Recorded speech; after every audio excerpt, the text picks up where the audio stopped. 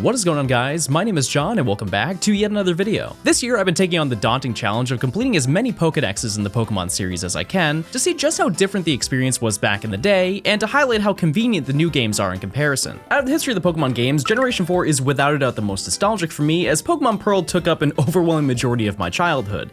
And although I've completed the decks in these games, something about them always makes me want to come back. While these games may have improved many of the time-consuming issues in Pokemon Emerald, the Sinnoh region is far from a walk in the park, and I decided to take on the challenge of obtaining all 493 Pokemon in Pokemon Platinum, which became the longest and the most expensive journey I've ever gone on. And this is how it went. While some might say that just tackling a Pokedex this size is enough of a challenge, one of my favorite things to do is creating living dexes, which essentially means that rather than evolving the Pokemon to get the dex entries, I'll have to obtain each of them individually. And by the end, I'll have a complete collection in the PC of every single Pokemon that was available at that time. Our challenge begins in Twin Leaf Town, but believe it or not, our starter choice is actually not the first thing we're going to take on. For these games, the trainer ID that you're randomly assigned actually has importance in a few aspects with completing your Pokedex, and our first objective is just getting an ID that ends with an even number. Unfortunately, this requires you to play the intro over and over, but it only took 4 minutes before I could possibly be the first person ever to get excited about their trainer card. We've now completed the hardest part of the challenge. Now we just need to play the game.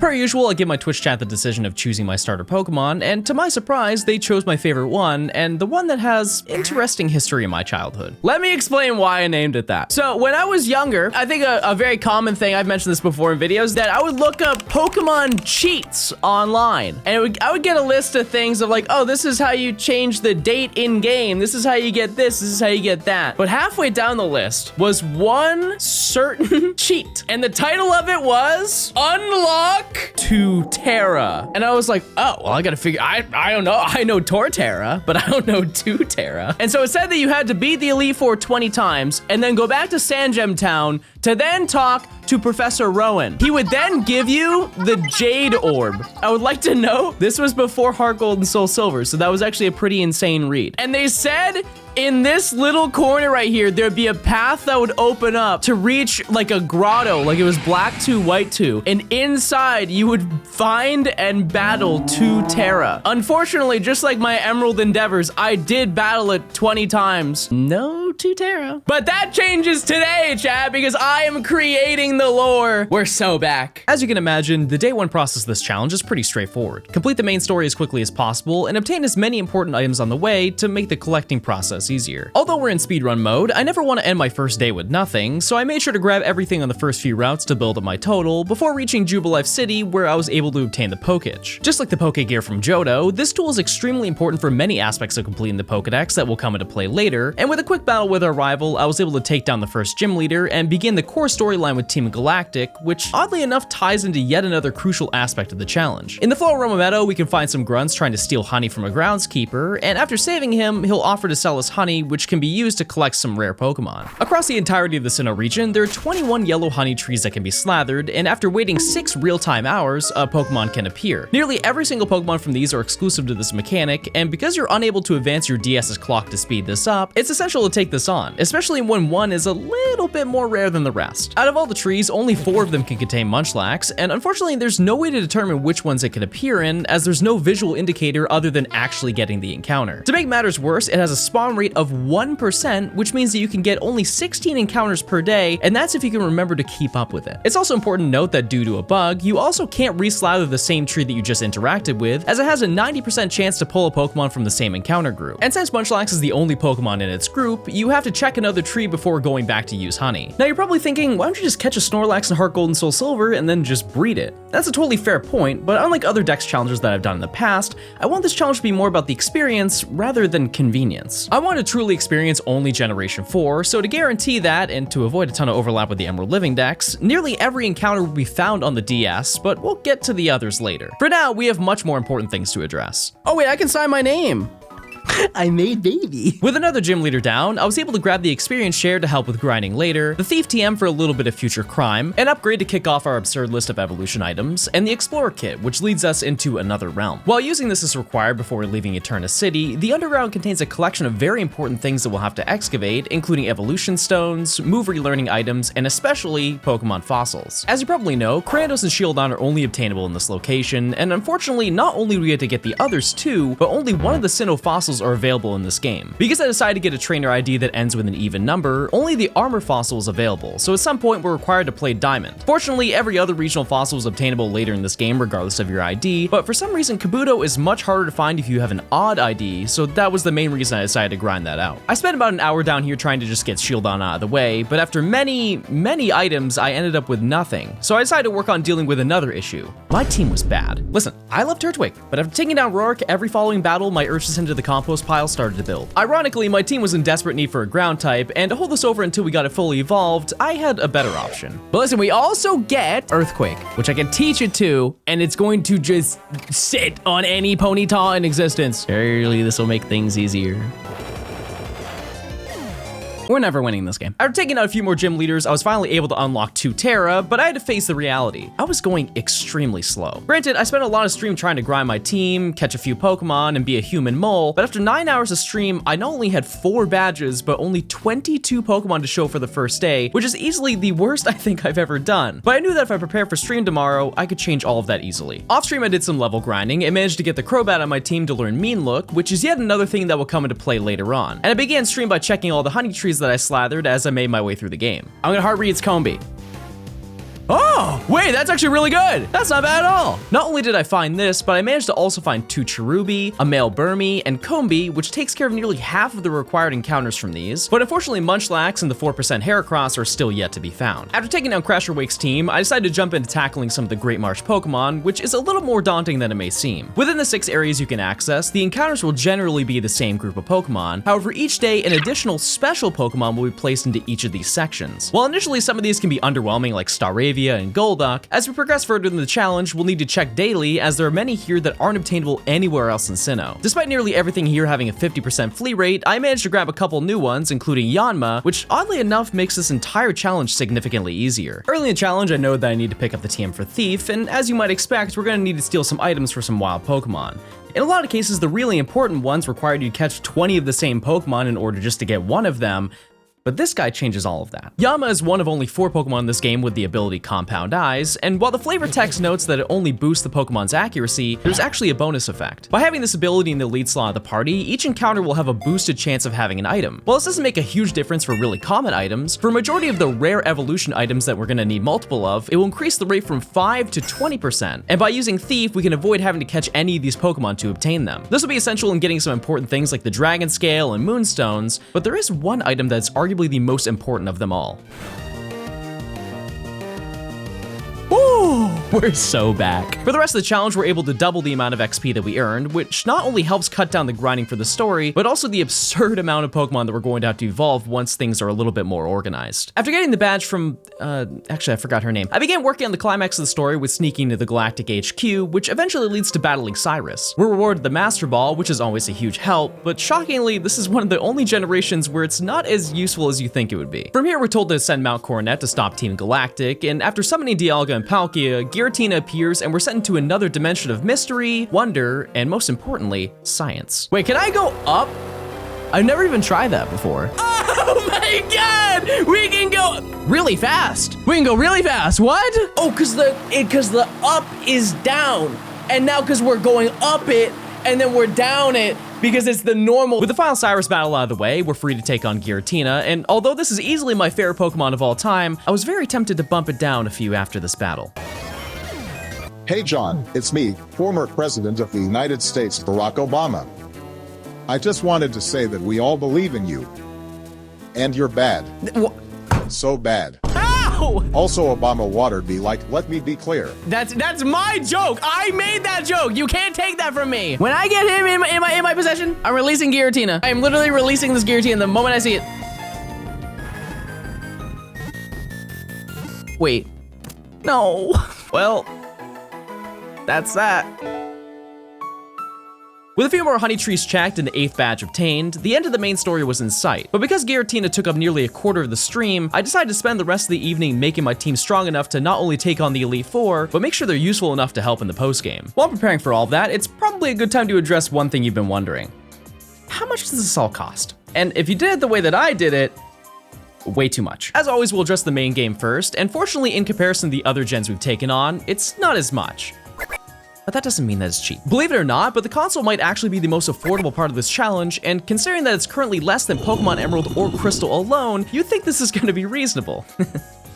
This is the most expensive video I've ever made. Please subscribe. The next day, I immediately took on the Elite Four and Champion, and after an abysmal 22.5 hours and less than 40 Pokemon in the Dex, I was done with our story obligations, which means that we can now work on the next section.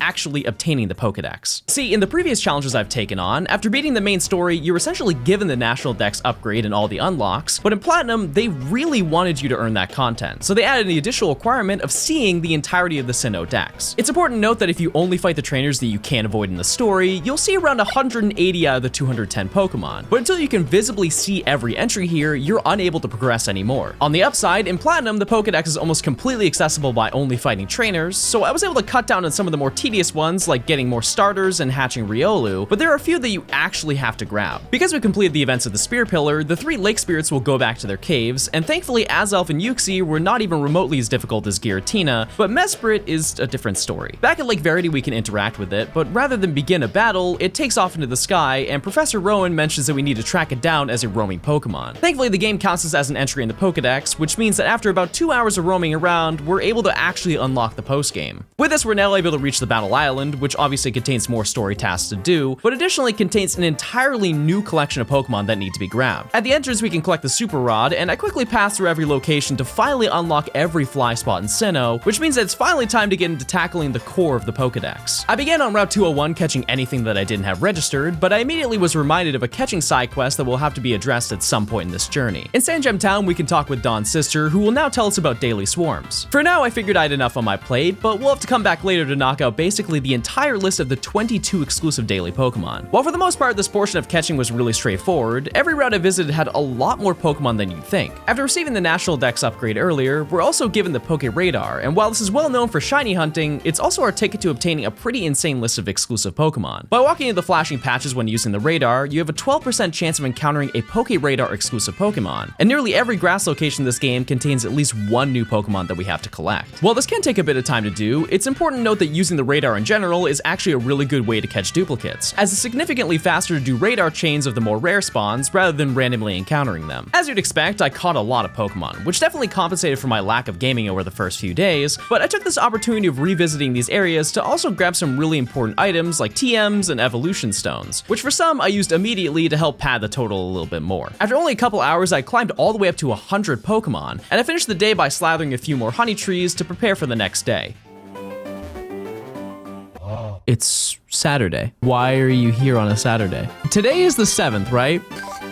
Oh, my clock was wrong! That's the best case scenario! Oh, what an amazing oopsie that was! Oddly enough, Drifloon is one of the rarest Pokemon to get in the game, as it only appears in the Valley Windworks on Fridays. And while you can just date skip to force this encounter, I'm unable to do that for a majority of the challenge, as the time gate for the honey trees will break if I even adjust the clock for a second. To start out day 4, I began with the usual honey tree check, but compared to the previous days, I had a little bit more knowledge than before. As I said earlier, there are only 4 trees in the region that can contain Munchlax, and there really is no way to tell which ones have it. But that wasn't entirely true. By inputting your trainer ID into a generator, you're able to see 2 of the potential trees, which keep in mind doesn't really do too much other than just get us extra excited in the moment, as I'm still slathering every other tree for the small remaining list that I haven't seen yet. Okay, chat, we're going to the first guaranteed Munchlax tree, right here. This is it. Out of all the trees we've gone to so far, that's the most annoying one for that to happen to. Let me explain. When you slather a tree, there's a 10% chance that the tree doesn't yield an encounter and acts as if you've never done it before. While this is extremely frustrating to see after you've already waited 6 hours, the encounter for the Pokemon is actually instantly generated, which means that if you just double check the tree each time, you'll never have this issue. I continued my morning task of checking the daily event Pokemon, and it was clear that I was really starting to get into the groove of things. Okay, I kind of want Doduo. Not for any reason, just so I can say I got Doduo. Okay. Eevee is like the premier find here. What is happening? There's no way. There's actually no shot. Chat, I know this looks really rigged, but I promise you, I didn't touch this game. I went like this at the end of stream, and I went to bed. I spent a majority of my day continuing my route catching path, which was once again an amazing opportunity to grab a bunch of important items, especially items like the Dragon Scale, which is yet another item that's exclusively only on wild Pokemon. Eventually, I reached the end of the route list, which led me back to the postgame island to catch a few new bugs, but one of them was a little bit different from the rest. One pretty insane fact about these games is that aside from starters and legendaries, nearly every single Pokemon is available in Diamond, Pearl, and Platinum. And while it is a pretty big region, it does beg the question, how did they fit them all in? While BDSP, they were able to do it easily with the addition of the Grand Underground, the original games didn't have that luxury, and instead relied on the old tried and true method: money. By inserting the GBA Pokemon games into your DS slot, you can activate Dongle Pokemon in basically every location in the game. These Pokemon are typically either version exclusives of these games, and as you'd expect, we need all of them. Yeah. For the time being, we won't need to worry about doing that, as we now have to take on some extremely rare encounters. Although we've already captured Giratina, the rest of the creation trio has yet to be found, but all it takes is for us to go back to where we first saw them. Where do they... You need orbs? All right, chat, it's time to play a fun game. I'm gonna quiz you on your Pokemon Platinum knowledge. Now, first question, very simple. Where do you get the orbs in Pokemon Platinum? They're in Mount Coronet. That's right, everybody. Congratulations. Your prize is the stream continues and it's not gonna be a mess. After collecting the orbs, I was able to take both of them on, and to be honest, this is not as daunting as it seems. For some reason, Dialga and Palkia's catch rate is heavily boosted, and to my knowledge, this was the first time in the franchise history that a legendary didn't have a catch rate of 3, which blows my mind when Giratina's didn't change at all despite being the box legendary. With a few more Pokemon caught, I felt that now was the right time to take on the post-game events, as there are quite a few important encounters that are still tied to the story. Platinum's post-game is honestly a lot more about catching Pokemon, as the only real mandatory story events are the follow-up with Team Galactic at Stark Mountain. This event requires us to do a co-op mission with Buck and reach the deepest chamber of the mountain to protect the Magma Stone, where personally, I think the story needed a little bit more time to be fleshed out. So this is where the storyline gets kind of dumb. A Toxicroak takes the stone, Looker is a stone, and then they just get arrested. Who cleared this idea? After getting sent back to the battle area, we're able to venture into the mountain alone and capture all the Pokemon I needed, but because Buck returned the stone, we can now face off against Heatran. By this point, the honey trees were once again ready, and I managed to get a female Combi, which to be fair is honestly one of the easiest tree encounters since you can just soft reset until you get what you want, but since I'm still missing the rarest Pokemon, I knew this would probably happen before I was done. By this point, I basically visited every single location in the game for encounters and reached well over 150 Pokemon in my dex, so I felt now it was time for a little reward. By completing gym badges, he gives you Pokage apps, one for every single badge that you collect. And if you keep talking to him, eventually he will give you the marking map. And the benefit of the marking map is it allows you to mark things on your map, like berries or honey trees, or maybe some silly little encounter that you forgot to get. But one additional benefit of it is that if you walk around a little bit, you can see roaming Pokemon. From earlier, we did encounter Mesprit, and I did not catch it. And the reason why is because I have to track it down. In all the previous living dexes that I've taken on, roaming Pokemon are some of the most tedious Pokemon that you have to go for, and although this is by far the easiest game to locate them, that doesn't necessarily mean that they're easy to get. Earlier I mentioned that Crobat learned Mean Look, which obviously prevents Mesprit from running away so we can throw balls. But then I realized it was too high level the Repel trick to guarantee the encounters, so all of that went out the window. By going in and out of Jubilife City, you can watch as Mesprit slowly makes its way to the route, and after only a few minutes, I was able to get into encounter with it. Because I still had my Master Ball, I was able to quickly finish up this task, but we are far from being done. In Candlelight City, we can speak with a family whose son is going through a nightmare, and request us to head to Full Moon Island to obtain the Lunar Wing, which eventually leads to an encounter with Cresselia. Initially, I tried to attempt this with my Crobat, but after having it leave the route from not finding it in time, I had to switch up the plan, and I knew just the idea. With the combination of the ability Shadow Tag and its extreme bulk, as long as I have heals, this thing will keep the battle going. And after 5 minutes of throwing my entire bag, I could eventually say that it's mine. Oh, not bad. That was pretty quick. With those two done, I'm happy to announce we are all done with the roamers. We don't have to worry about any of them ever. Oh. Right. In Eterna City, we can speak with Professor Rogue, who will let us know that the 3 legendary Kanto birds are now appearing in Sinnoh, and we're tasked with encountering all of them at the same time. If you wanted to make this a lot more hectic, you can actually activate all 5 roamers at the same time, but even now you can have scenarios where multiple birds appear on the same route. Additionally, unlike the previous roamers, these appear at level 60, which means that we can actually use Crobat this time, so this should be a breeze. Unfortunately, not only is Crobat weak to 4 of the 5 roamers, but Wobbuffet isn't defensive enough for these levels, so this took a little bit longer than I would have liked. On the upside, the randomness aspect of what I was going to encounter next was a neat experience, but I had a different method with each bird, so I had to use some unique strategies to get the job done. Wait, this is the easiest catch of my life, I forgot.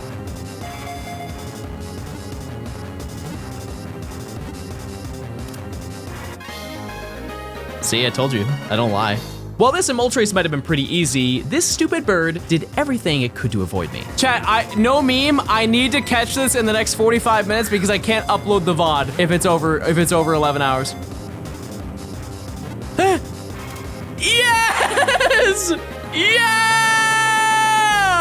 That might have been, chat, the worst experience of my entire life. And I've been divorced 4 times. With the final roamer caught, I had shockingly completed a pretty substantial amount of the required tasks for Platinum, which means that we're going to have to take on a different adventure. Despite the crazy list of Pokemon that are in Platinum, there's still quite a few that are not available in the game. But thankfully, Game Freak made one more set of games to fill in all of those gaps. To many, Heartgold and SoulSilver are regarded as the pinnacle of the series, and while it never turned out an opportunity to listen to Route 47's theme, we're on a mission. Admittedly, there really aren't many Gen 2 Pokemon we need to get, which once again shows off how crazy Platinum really is, but as you'd expect, our first new member is going to be right at the beginning of the game. Because the Johto Stars are completely absent from this game, we're forced to play this game at least 3 times. But for now, let's focus on just this one copy of the game, which by the way, I just want to note that the prices that I'm including on screen are cartridge only. This one alone costs $400 in this condition, and I bought it on release, which is maybe the only time that I'm happy that I'm pushing 30. Per usual, the goal is to get this done as quickly as possible, and my chat knew exactly how to help me on my mission. Put your votes in, chat. Everyone's vote matters. There are no wrong answers, by the way. Your vote is very important to me. Oh, the poll crashed. Hold on. Let me make the poll again. All right, you guys chose Totodile. Thank you guys so much. What a great banger choice. Totodile is without a doubt the best early game starter to blitz through this game, as it not only has access to Rage early on, but through level up and HMs, it learns some of the best stab water moves and has counters with Ice Fang and Crunch, which cover nearly every difficult main battle in the story. Although in my head the goal was to beat the game, I did stop to grab a few important Pokemon, which in a lot of cases were already in Platinum, but are significantly easier to encounter here. Now I'll be honest, I was zooming through this game. I'm no speedrunner, but considering that I beat Whitney on my first try, I knew that I was probably going to have a short day in the office, and after only a few hours, I made it to Ecruteak City, where a new side quest was thrown into our hands. Within the Burn Tower, we can meet our rival in Eugene, and in the basement, we can interact with the 3 legendary beasts, which means that once again, we have another collection of roaming Pokemon that we have to track down. On the upside, the Crystal storyline was merged into these games, so Suicune will actually be a static encounter much later in the game, but we'll take care of that at a later time, as we have much more interesting situations to deal with. Did I just discover a bug? How did that happen? When I caught Ditto early in the game, it ended up transforming into my Croconaw, and due to an extremely specific bug in the code, because Ditto used the move Rage and then took damage, it retained all the moves that Croconaw had at that time, which makes us arguably the most unique and also the most useless Ditto of all time. This means that with the right setup, technically, Roar of Time Ditto is canon. After obtaining Feraligatr and doing the same bit I've done in about 6 other videos, I completed the Rocket storyline to obtain the Rainbow Wing and the Master Ball, which you can probably assume what we're going to use this on. Listen, I've dealt with enough roamers today, I've earned this. With this Pokemon in our starter, we're basically set up just to rip through the Elite Four, but Raiku's moveset needs a little improvement. Unfortunately, Thunderbolt is only obtainable through the game corner, so I took this as an opportunity to educate my chat on how to become a champion of Voltorb Flip. And then what you do from there, essentially, whatever the highest amount of points and lowest amount of bombs is, and then from there, you basically just do math and compensate for the multiplier and then add to 5. I feel like that's a pretty concise explanation. Did that clarify it for some of you? Get me out of the casino! While I am going to the rest of the game without any good coverage, not all things had to be bad. Oh, wait! I got it! Wow, one less thing to worry about. With this add to the collection, the only Pokemon that I needed from the Honey Trees now was the elusive Munchlax, and considering that I wasn't even halfway through the dex at this point, I was pretty confident that I was going to complete this goal by the time that I was done. At the top of the bell tower, I somehow caught Ho-Oh on the first ball, and with this unbelievably average team, I destroyed the Elite Four and completed the entire game in a little over 7 hours, which to my memory is probably the fastest I've ever completed it, but we're still far from being done with this game. The following stream, I started working on getting the remaining 8 Kanto badges, as there were quite a few Pokemon that are locked completing the entire game's story. But thankfully, if you know anything about these games, It's a lot easier than you think. Because the only real quest you have to do is obtaining the machine part to restore the power plant, you can freely roam and challenge the gyms in any order. Through this process, I met up with Steven from Hoenn, who lets us know that Latios is now appearing in the region, which brings our current roamer total to 8, which is insane. You're also forced to wake up a Snorlax, which I caught in the event that I somehow don't find Munchlax from the honey trees, and managed to defeat every leader in a little over an hour. I spent a little time grabbing a few more Pokemon that are a little easier to get in these games, which led us to a very important encounter. This thankfully took all of 3 minutes to grab, but the next encounter is where things get interesting. Deep in this ruling cave, we can face off against Mewtwo, and to no surprise, this is the strongest Pokemon we can obtain in the challenge, which may seem like it's the end of the road for this game, but we still need to climb Mount Silver and challenge Red before everything is truly unlocked. I spent a little time in the Goldenrod department store teaching TMs and giving vitamins to Mewtwo, which I knew was enough to take down his team, even with the level difference, but that doesn't mean that I didn't have complications. You know what's crazy though? Is I still live. I still live the hail, and so I'm on top. And you thought that was gonna be a clip-worthy moment? It's not.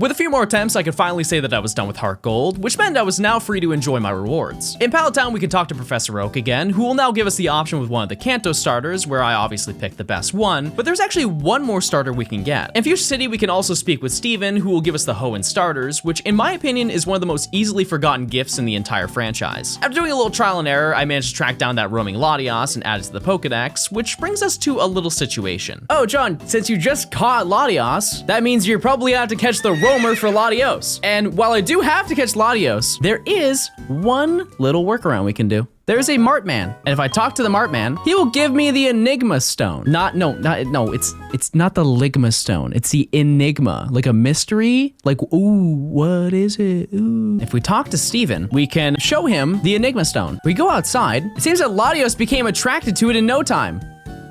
And Latios literally spawns in Pewter City. This battle ended up taking a lot more time than pretty much any other legendary that I had to track down in this game, but honestly, I wasn't against that considering this is probably the most underplayed event in the history of the franchise, but it also gave me an opportunity to educate my chat on the more intricate parts of catching Pokemon. What does pressure do? It doubles the amount of PP that Latios has. Or it cuts his PP in half. Okay, not like, no. With this obtained, there was only one more Pokemon that needed to be collected. If we go back to Mr. Pokemon's house, he will give us the blue orb, and by taking it to the embedded tower in Cliff Cave, we can encounter Kyogre. Now, I'm not gonna lie to you, this battle took me 40 minutes. I really don't know what went wrong. But with all this done, I could say Heartgold was in the past, and it was time to head back to Sinnoh. Just not in the game you'd expect. With every new release of a Pokemon game, it's expected that you're going to have to deal with version exclusives, and these games are absolutely no exception. You're probably thinking, oh, well, it's gonna be the stuff like Glameow and Stunky, and those aren't too far into the game, so it shouldn't really be a problem, right? I'm gonna give you a second to guess which Pokemon I have to go for. Go ahead. No wrong answers. You're not gonna get it. It's Vibrava. Like, why? Who in the world? Obviously, I still have to get my Glameow and Stunky in these playthroughs, but Vibrava is not only a version exclusive to Diamond and Pearl, but it's only available in the post-game island. Now, your immediate thought is probably, John, they're in Heartgold and SoulSilver, just play that. And you're absolutely correct. I can obtain Vibrava in the Safari Zone, which requires me to wait 20 days. And if I'm really patient, I can wait a whole month to get the worst version. On the upside, they're kinda cheap. I mean, I lied, but they're kinda. This is, however, a great opportunity to grab the other two Sinnoh starters, which for this playthrough, I was able to rip through the game with Monkey. To be honest with you, there really isn't much to say about this, as I went through basically the exact same steps as Platinum, but there were a few small details that we didn't experience the first time. Wait, Drifloon! Did you see the Drifloon? I forgot it's Friday. After spending 8 hours in the story, I grabbed the National Dex and was able to get my bug, as well as a few more random Pokemon while I was in the area. But unfortunately, we're also going to have to play Diamond, but I can assure you that the hard part is over. Stunky is readily available the moment you beat Gardenia, so after a couple hours, I was all done with my Sinnoh side quests, but I figured that we were all due for a little reward. By far the most common question I get in my streams are, oh, how are you going to get Mew, Celebi, Jirachi, Pikachu? And a lot of the more recent games, it's either a quick Wi-Fi present or you have to go to GameStop to get a download code, but back in the day, it wasn't always that simple. For each location that the games were distributed, they were given a physical cartridge and would just turn on the game to let people connect and download the event, and while these were intended to either be destroyed or sent back, a few slipped through the cracks. I managed to obtain a couple of these to show off in this video, and I'm sure I'm going to get a few, oh, buying the distribution carts aren't actually required and it's ridiculous to even include them in the total. Absolutely. but they are cool. I'd like to note that a few of them were a little too insane to buy. I'm looking at you, Kmart Arceus. But with this, we can obtain Celebi as well as the shiny variants of the 3 legendary beasts, which I'm not adding into the total, but it's really neat that these snapshots of Pokemon history were still able to be preserved. On the 9th day of the challenge, I decided that I wasn't entirely ready to jump back into Platinum, so I figured now was a good time to take on yet another game, arguably the weirdest one yet. My Pokemon Ranch. This was basically a storage device on the Wii. I would like to know, chat, this right here is my childhood Wii. All the way back, we're just gonna see what was going on back in 2008, 2009 when I was playing this game. I named it John Ranch. Don't say last name leak. My last name's not Ranch. Oh, yeah, so, okay. Breloom, Leafeon. Wait, Obama is in the game. What was I doing when I was 10, bro? Who is this? Ms. Betts? Why is my 3rd grade substitute teacher in the game? By filling up the entire ranch with 1,000 Pokemon, this includes the ones that Haley already has in here, you can get a Mew. And the goal today, chat, is we are going to do that. We are going to get all 1,000 Pokemon. You know what? I think we're going to get some free Pokemon to add to our ranch. Today, we're gonna be playing Pokemon Battle Revolution as well. Actually, first, you wanna see my OG save file? Because there's something cool about my OG save file that I can show you. Just like the original 3D Battle Simulator Pokemon games, you can bring your own Pokemon in. The way that it works in this game, it will basically take a snapshot of all the Pokemon that you had in your copy of either Diamond and Pearl. If I check my storage, it should have a snapshot of all the Pokemon I had in my PC as of circa 2009. Okay, so I had like some of the Pokedex. This is the Infernape I was telling you about. April 24th, 2007. 2 days after the game came out and I got out of the hospital. See, that story was actually true because the game came out April 22nd and I was in the hospital because I was bloated. Yeah, this is the first shiny I ever had in my entire life. It was from my copy of Leaf Green. This is my first starter ever. I had to rename it. You know, I was young and I was thinking of nicknames for it. I'm like, oh, Mudkip squirts water. Let's call him Squirter. So, had to change that one. In the settings section of the game, you're able to enter a secret code, which will allow you to redeem 2 mystery gifts for Electivire and Magmortar. This can be done on a brand new save file, and all you have to do is connect them to Diamond and Pearl, and you're free to download it. While realistically, this isn't necessary at all for actually completing the Dex, we're going to need a second DS anyways for trade evolutions in the future, but like I said in the beginning of the video, I wanted this to be the Gen 4 experience. So we're including Battle Revolution, but basically everything else here is absolutely required. Also, since you can't download Ranch anymore, we're just gonna go off of its original price. Regarding the actual task at hand, on the surface this may seem like it shouldn't take too long considering that I already have at least 200 Pokemon on Platinum alone, but unfortunately the Platinum update for Ranch never left Japan, so you're only able to deposit Pokemon from the original games. I ended up grinding this out on both games, but don't get it twisted, this still took forever. To make myself feel a little bit better, for every couple hundred I caught, I took time to drop them Battle Bus style into my ranch, so seeing that number on the big screen actually was pretty motivating the further I got in. Hey John. Thanks for voting for me to take care of your Bidoof, Shinx, and Pidove on the ranch. It means a lot since you weren't old enough to vote for me as president. What? On that note, chat, please don't forget to sub using Twitch Prime. It's free if you connect using your Amazon Prime account. That's true! That's true, do it right now! After nearly 9 hours of straight catching birds and beavers, I finally maxed out the ranch, which meant it was time for the big reward. The ranch has fully reached its max level! Today is a special day, I bought a very rare Pokemon. And by having all 1,000 Pokemon, you fill the entire ranch with 999 little monsters, you get Mew! Because you can use all kinds of moves, many scientists believe that Mew is to be the ancestor of Pokemon.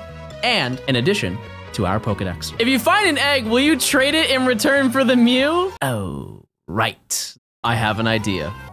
Don't say anything. Don't tell them what we're doing with it. While getting this mythical was a pretty tedious grind, little did my chat know that the same day, we were going to try and get another. Although these Living Dex videos are not foreign to the concept of playing side series games to complete the Dex, Pokemon Ranger is a completely different story. The concept of this game is that you're an actual Pokemon Ranger and have to complete missions using the capture styler to tame Pokemon in order to help progress through the events. In the grand scheme of things, this is probably the cheapest game that you need to buy for this challenge, but there is a small caveat. As most of you probably know, this game will allow you to redeem a Manaphy if you beat the main story, but for some reason, if you've already redeemed it in a copy of a game, you're unable to do it again. The easiest answer to that is that you could just delete your save file, but the process to download it isn't tied to your actual save. So if the cartridge you're using is already distributed Manaphy, you can never redeem it again, which is crazy. In total, there are 10 missions that have to be completed, and if I'm being totally honest, I'm not very knowledgeable in pretty much every side series Pokemon game. I probably spent a majority of these streams asking my chat where I am because I've played this game a maximum of 2 times in my life, so most of these memories have been replaced with things like Scarlet and Violet facts and the entire history of Jumpluff TCG cards. For the remainder of the first stream, I was able to complete the first 6 missions of this game and scream in agony over finding 2 more 4% Heracross in the same set of trees. On the upside, this game really isn't too long, so in the next stream, I was able to quickly finish the last 2 missions, which unlocked a brand new mode at the main menu. And so now we have the Ranger Net. That's the thing that basically makes it so you can do this final mission. And if you already have this enabled and the code redeemed, you can't ever do it again. This unlocks a final mission where the Manaphy egg is discovered, and you have to retrieve it back from the Go Rock squad, and eventually Professor Hastings will suggest that a trainer in Sinnoh would be best fit for obtaining the egg, and you're free to send it to the copy of your choice. There it is! We've got it. It is egg time. With a special animation, by the way.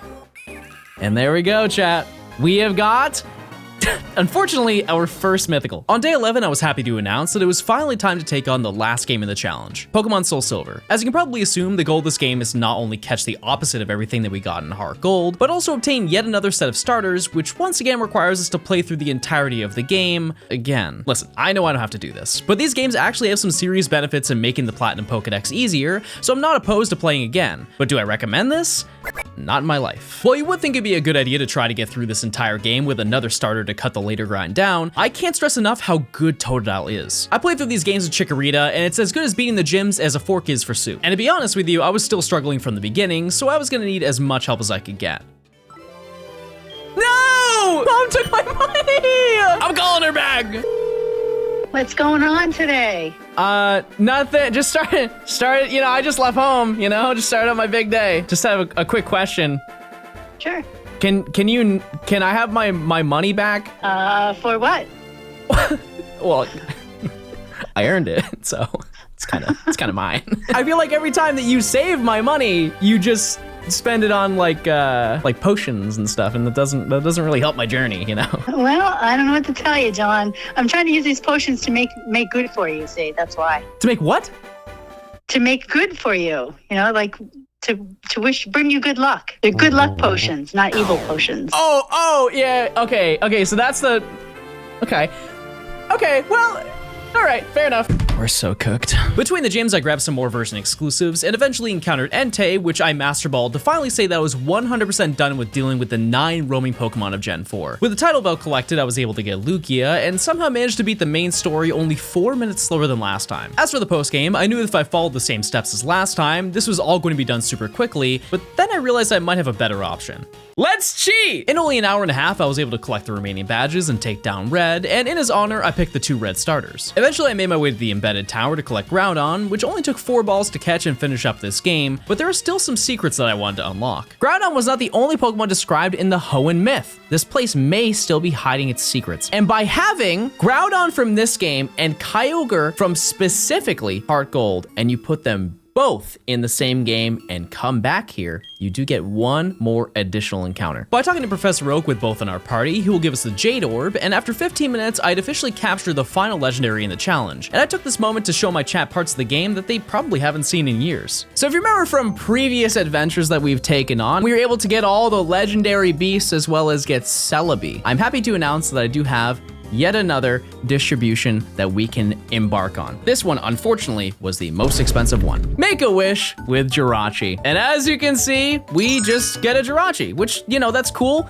Needed for the Pokedex, pretty exciting. There is 1 more Pokemon we can also get with this. The Pikachu colored Pichu, which is, you know, obviously it's a shiny Pichu. The catch is, this does unlock a secret cutscene. While this is a cool thing to show off, Pichu isn't the only one. By also trading the special Celebi to SoulSilver, we can activate a second event in the exact same location.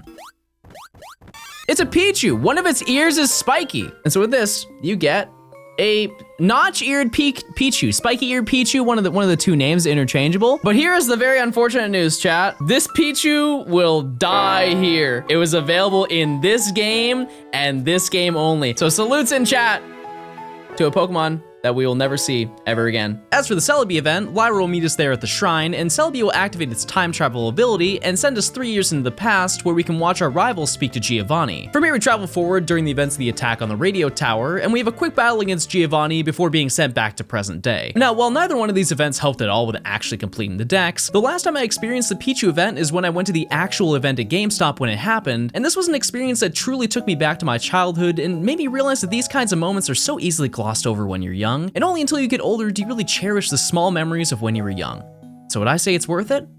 Of course not, dude. I spent $900 for 5 minutes of gameplay. You've got to be completely out of your mind if you think that. With both Johto remakes completed, you might have noticed that I'm still missing Mudkip and Squirtle, and for the first and only time in this entire challenge, we're going to actually play the Gen 3 games. These are the only 2 Pokemon that I'll need to collect here, so I really tried to enjoy my extremely brief gameplay in the best way that I could. I'm going to absolutely ruin this game for you. I'm so sorry. While one of you might have been really excited to see me play Heartgold and SoulSilver for the 3rd time, without doing this, we wouldn't have been able to experience the beauty of transferring Pokemon. Unlike the current times when you can just open up home and take things in and out as you please, the DS games were not as simple. Through having both games inserted into your DS, you can select Pokemon to be transferred to Platinum, but they include the additional step of having to re-catch them. While it's not like you had to claw your way through the region to hunt them down, you still need to find them in the correct biome within the Pal Park, and despite it being cute and fun to do this, the novelty wears off heavily when you're trying to move 40 Pokemon at once. Unfortunately for the Sinnoh games, this method only works once a day, so I had to use my patch version in Heartgold to get the rest, but we can trade all these over at some point in the future. With all this taken care of, I was finally ready to hop back into Platinum, and in the grand scheme of things, this was the last stop in the challenge. I know that looking at the Pokedex that it seems we're missing about 12 more games, but keep in mind that I still have yet to really evolve anything, and there are still some encounter methods that I fully haven't tapped into. The most obvious thing that I haven't completed are the GBA insertion Pokemon. All these encounters are only 8%, and in total I have to obtain roughly 20 of them, and a majority of these evolve at least once, so this was going to be an enormous help in filling out the major gaps in the dex. Unfortunately, luck wasn't really on my side, and this took me nearly 3 hours to get all of these Pokemon, but to be fair, some mons like Shuckle are so unbelievably out of the way that it feels impossible to get this done in a reasonable time. But with the post-game island caught, things were looking up. We have successfully caught every single Dongle Pokemon, which is only slightly true, because there is one bonus special encounter that we can get that is actually really sick. So by going into the old chateau, as you can see, there's a collection of rooms. We go to the 5th room. There's something specifically different about these rooms. If you walk around this room, there is one special Pokemon you can encounter. Unlike every other Dongle Pokemon, this allows you to use any of the Dongle games. And by doing this, you get Gengar, which is crazy because it's a trait evolution. You know what, in a way, I'm thinking we're just kind of sticking it to Mindy. We all know what she did.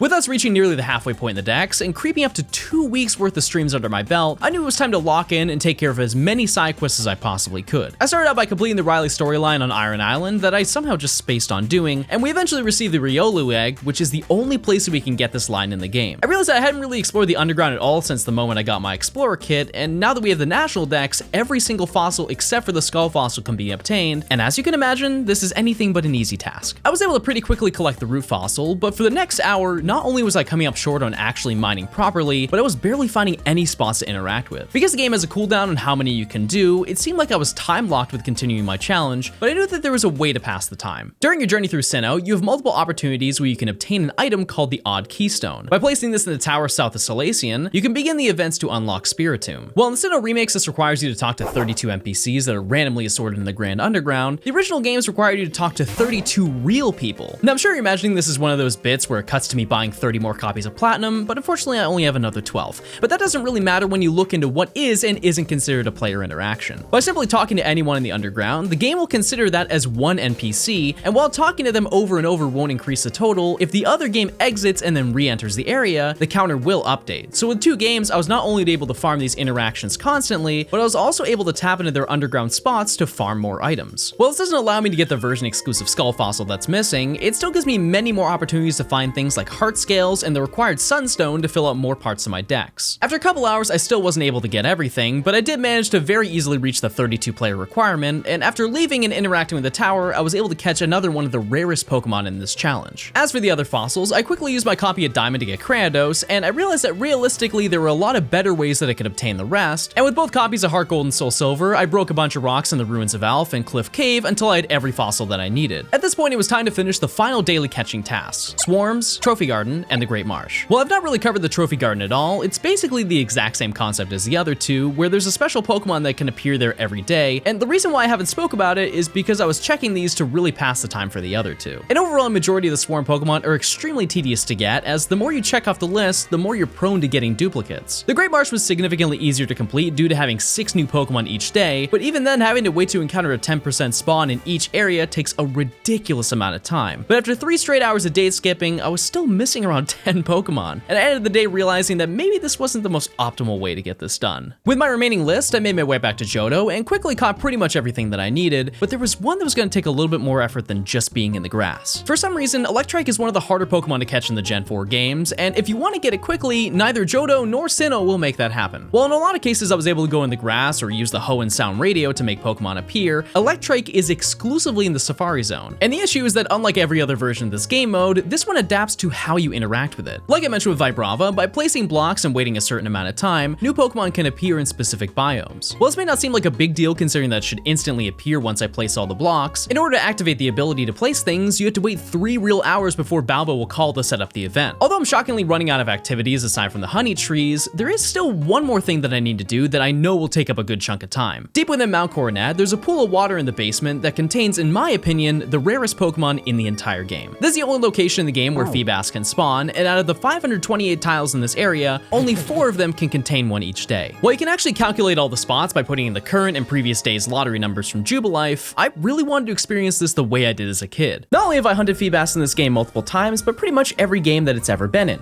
so I knew what I was getting myself into.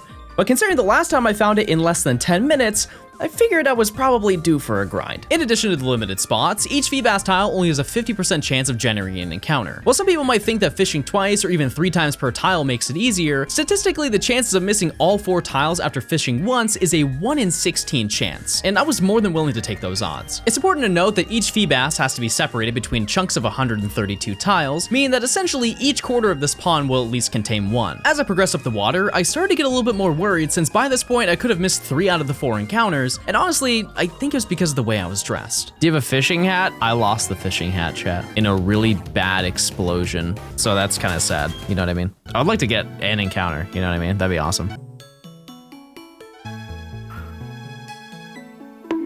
All right, fine. I'm gonna fish over here instead. Well, clearly nothing's here. Now, if you know anything about this little guy, its evolution can sometimes be harder than the actual hunt. And in order to max its beauty stat in this game, we're gonna have to go into the kitchen. By placing berries in the mixer, we can create poffins, and just like Gen 3, depending on what you use and how well you do will determine what kind of poffin you receive. While I may have got a little worried because I completely forgot to farm beauty berries this entire time, not only can you buy them to make poffins, but you can straight up just buy the poffins to skip the entire process. Did that stop me from trying to become the Betty Crocker of Hearthome? No, I have goals after YouTube. Because this coincidentally took a little over 3 hours to complete, I received that call from Balbo to take on the Safari Zone mission that requires us to shift the board around, and I was officially ready to get my dog. How do I place stuff? It's crazy because I've done this like so many times. You gotta wait a few hours after catching Sandshrew? Well, I guess we're gonna get that tomorrow then. Before I ended stream, I decided to take on one little bonus quest that to this day, I still can't really wrap my mind around. Now, this certain distribution that we're going to get to is a little bit different than all the other ones that we've done before, which I know is kind of shocking because you're like, oh, well, you've done ones where you've gone back in time, you've got exclusive things that you never got before. So what's different about this one? So by doing this one, chat, we're able to unlock a Regigigas. And now you're probably thinking, John,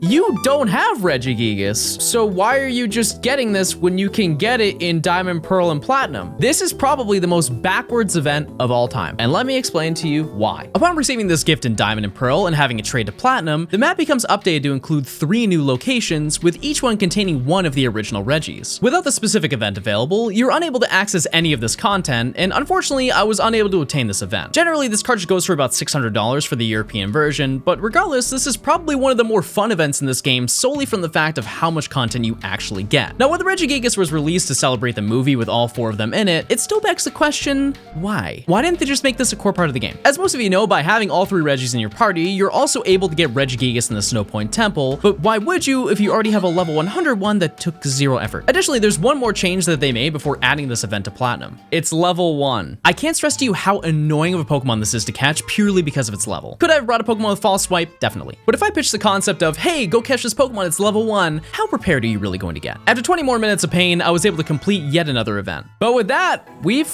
caught every single Pokemon that we need. All we need to do now, even though I still have 200 left in the dex, is we just need to breed and evolve everything that we've collected. Admittedly, this was a lie. In total, there are only a few more that need to be collected, starting with another event to unlock Deoxys. Now, admittedly, the game plan was to play Guardian Signs in order to get it, as there was a multiplayer mission available that you could do with your friends. But not only would I have to get 3 of my friends to basically play through the entire game, the copies I ordered also got lost in the mail, only to show up 2 days before I finished. The alternatives were buying a distribution cartridge for $2,000, so let's just say I cut some corners. Additionally, I still needed to get the Johto starters, and rather than deleting one of the saves I've already done, I just used a Japanese copy of Heartgold that I had, bringing the grand total to just about $2,600. Even removing the distribution carts, this still cost nearly $1,300 to complete this challenge with the most cheap items. So once again, if the Pokemon Company is watching, please add them to a console. This is not even remotely affordable. With all that out of the way, and Electrike finally able to be caught, it was time to trade all of my Pokemon over to Platinum, which brings up yet another issue. We have to have Pokemon to trade. While catching 100 Bidoof is not a foreign concept to me in this challenge, it still takes a long time. So I decided that I'd make this a little bit more interesting, and I made a bet with my chat to see if I could radar a chain of 40 and obtain a shiny before I was done catching every Pokemon that I needed. Chat, we actually might not get it. I didn't think I'd say that.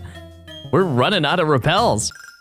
Oh, just out of curiosity, how many repels was I away from failing this? 18. That's very bad. There he is. He doesn't look any different. I somehow managed to get a second one with the very few repels I had left, and with all the Pokemon traded over, I began the final grind. I started out by reviving every fossil that I collected by this point, and for quite a few of them, I managed to only get one, which is honestly not a huge deal considering that there's an absolutely ridiculous list of Pokemon that need to be bred. If you've been paying attention or at least played the postgame of Sinnoh yourself, you know that you're way more likely to encounter Pokemon's final stage rather than its base form. And while I'm definitely not complaining about having to grind for dex entries, a majority of the Pokemon I have to breed aren't even catchable in the game. So I began the grind of going in Pokedex order, breeding as many duplicates as I needed, and I'll be honest, I don't remember this game taking this long. Now while I do get sidetracked every once in a while, it took me 6 hours to hatch every egg that I needed, which to my knowledge is the most time I've ever spent doing that in a living dex challenge, and there was all but one Pokemon I needed here that I've been putting off for the entire challenge. I know I haven't really gone into insane detail about my experience about trying to catch Munchlax, but at this point, I truly was going through it. Because I was so adamant about getting it from the honey trees, I not only was checking twice a day on stream, but additionally I was using my copy of Pearl, which means that I was checking 16 times a day, which is a lot. Because I knew that evolving everything was going to take a pretty long time, I decided to keep attempting to get it, and only until the very end would I give in. So you're probably wondering, where's the best location to grind in this game? And while it's definitely not as bad as Crystal and Emerald, the options here aren't amazing. In my opinion, there are 2 options. For Pokemon that need to reach around level 35, like the starters, you can rebattle the Ace Trainer above the resort area, who has a Salamence that will typically give you 3,000 XP with the Lucky Egg per battle. As for anything above that, it's really best to take on the Elite Four. Because the rematch battles are in the 70s, the amount you earn is basically 6 Salamence per battle, which is kind of a waste for those lower level evolutions, as they'll just sit in your party for the remaining 4 matches. I began working on chipping away at the starters and all the Kanto mons, and eventually somehow ended the day with only about 40 new entries, so I knew I had to kick it into overdrive. On day 17, I had the goal of completing all of the Kanto decks and really getting as much stuff done as I could. But first, I had to check on some honey trees.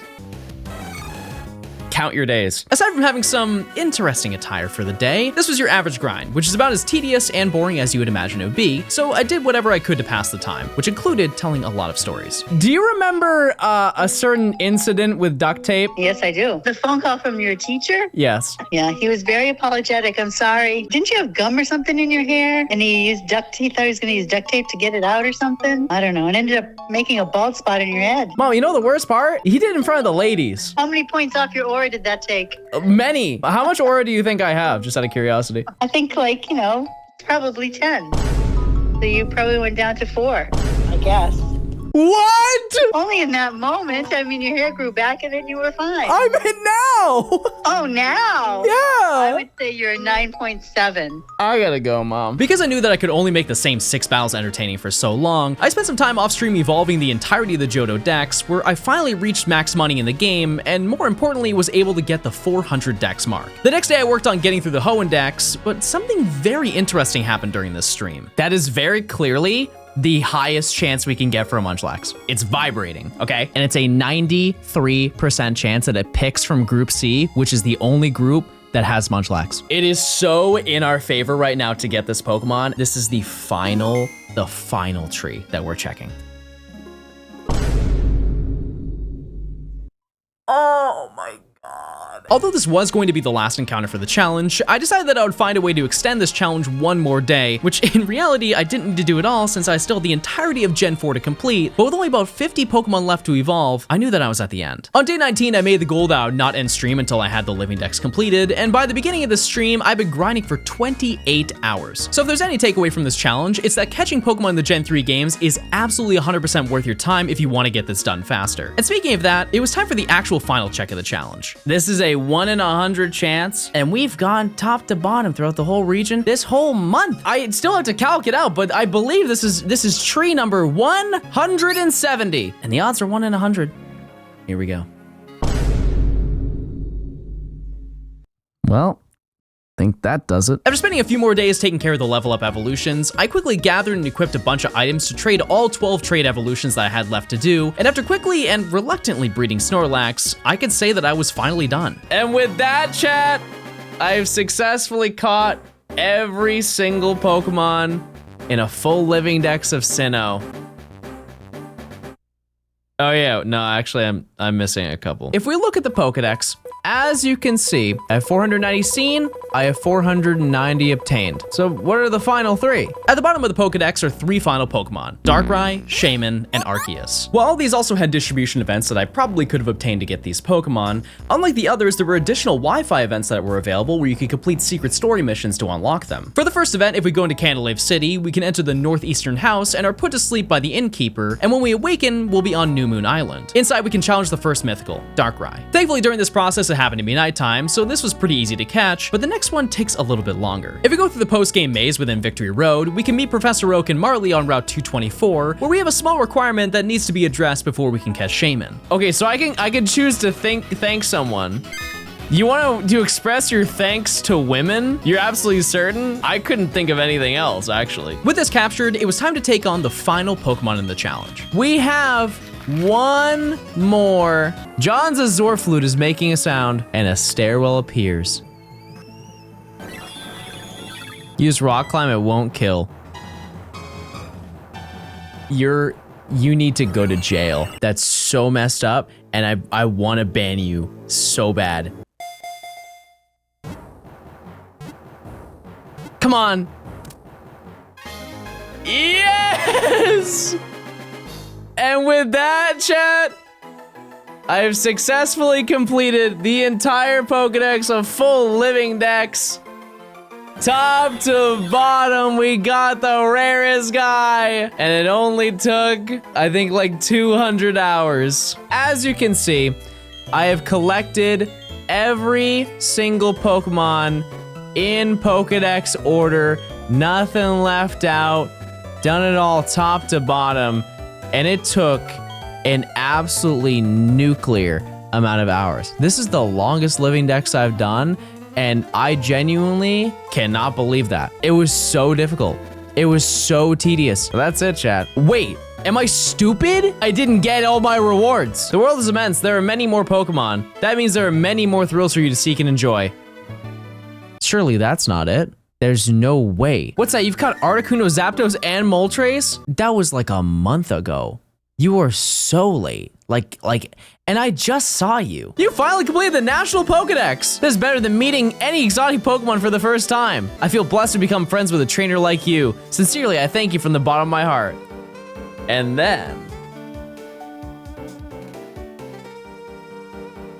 surely somebody gives me something. You finally obtained every Pokemon there is in the world. Your Pokedex is completed. That's outstanding work. The effort you went through in getting this Pokedex together, please allow me to honor you with an award. Oh! This document certifies you've successfully completed your National Pokedex, and we get a photo with every single starter on it? Come on, chat. Come on, that's sick. And with nearly 200 hours of gameplay behind me, I'd completed what I think might be my last Generation 4 video for a while. But as always, if you have any ideas of what you think I should do next, leave a comment below. Piano's the cheapest thing? Why? Why is that the cheapest thing? Oh, can we like play it or something?